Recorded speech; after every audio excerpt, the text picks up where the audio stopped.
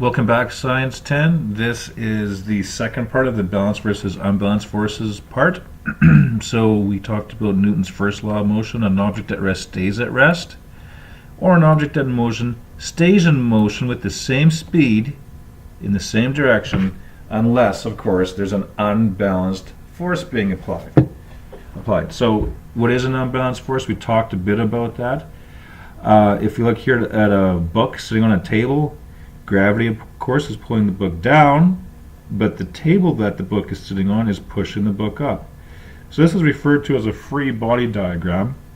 You kind of look at the center of the object and looking at using the arrows to describe forces that are being applied on a table, for example. So, and since the book is not moving, the up force and the down force must be balanced so they are not unbalanced. And similarly here, if you're standing on the ground, you're not accelerating in any particular direction because there is no unbalanced force. The gravity is pulling you down and the floor is pushing up. Those two forces balance each other out, so you just stand there.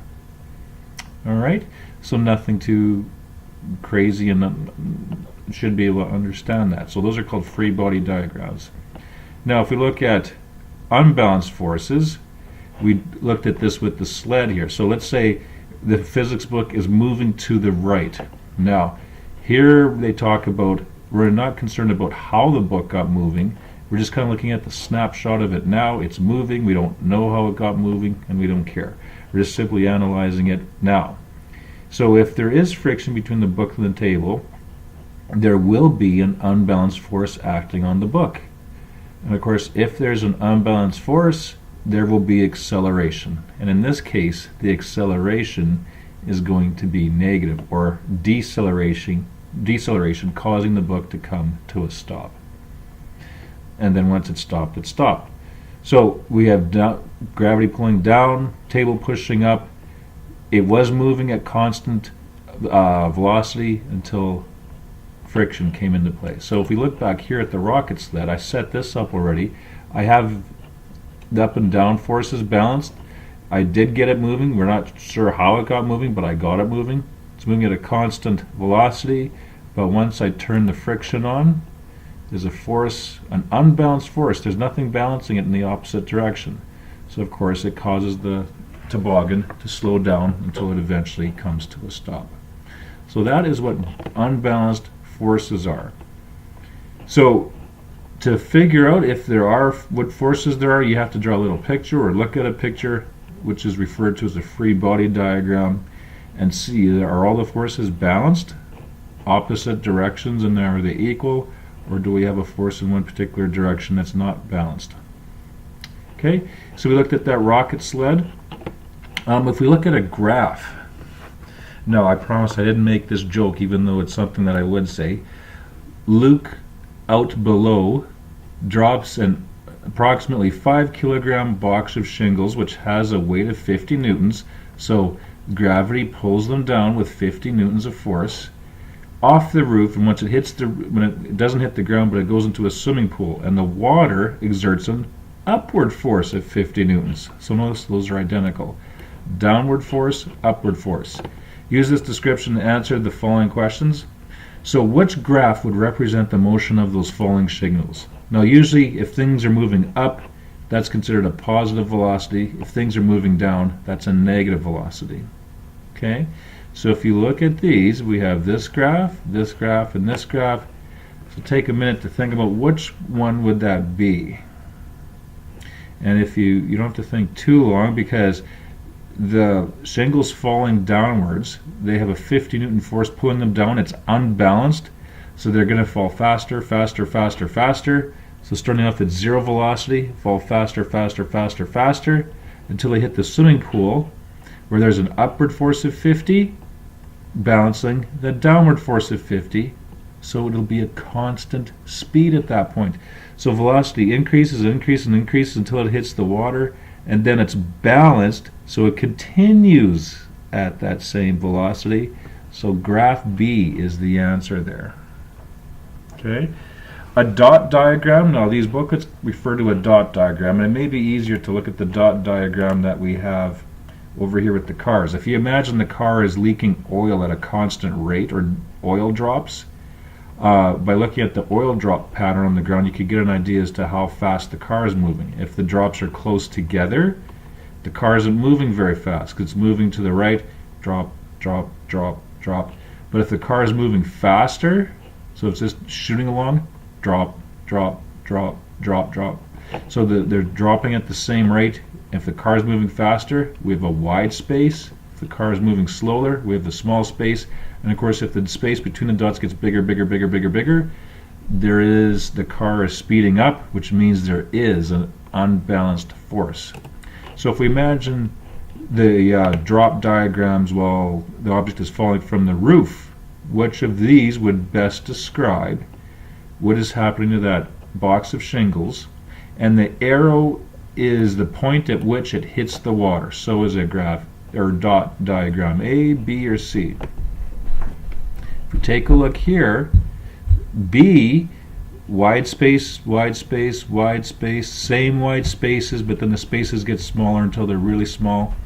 So that would be, you're going fast but slowing down, slowing down, slowing down, slowing down, slowing down. So it's definitely not that. This one, they're close together, but then they get gradually further apart. So it could be that one. Starting slow, get faster, faster, faster, until we hit the water here, and then the dots get closer and closer and closer, indicating that it's slowing down and coming to a stop. That's not going to be it, because remember, it has to be the same speed.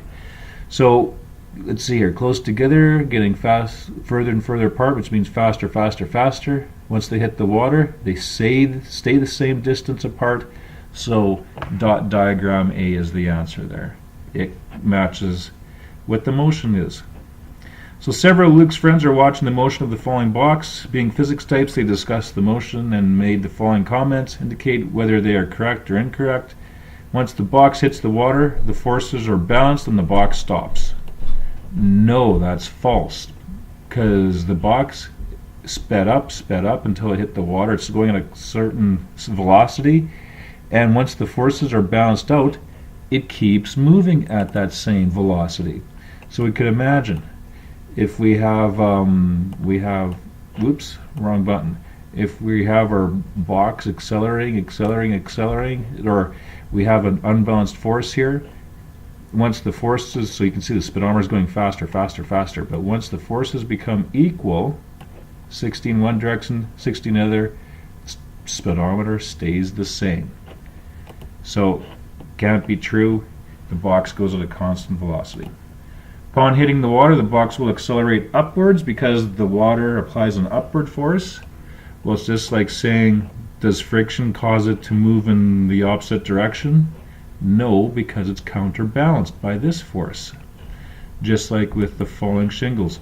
There's a force downward of 50 and there's a force upward of 50 given by the water. Upon hitting the water, the box will bounce upward. No, again, the forces are balanced, so the box will keep falling at a constant velocity. And number 4 here, this is just doesn't refer to the shingles, it's just in general. If the forces acting upon an object are balanced, then the object must not be moving with constant velocity, must not be accelerating, or none of these.